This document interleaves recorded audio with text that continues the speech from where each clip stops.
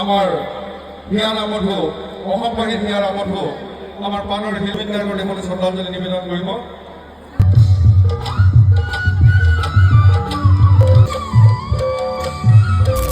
তো হে গাইছ, এতিয়া যিহেতু ৰাসৰ ছিজন, মই সেইকাৰণে ভাবিছোঁ এইকেইদিন মানে মই কোনো ধৰণৰ এআই ভিডিঅ' চিডিঅ' দি নাথাকোঁ, আৰু তাৰ বিপৰীতে মই আপোনালোকক ধুনীয়া ধুনীয়া আমাৰ অঞ্চলত হৈ থকা ৰাসৰ কিছুমান দৃশ্য দেখাম।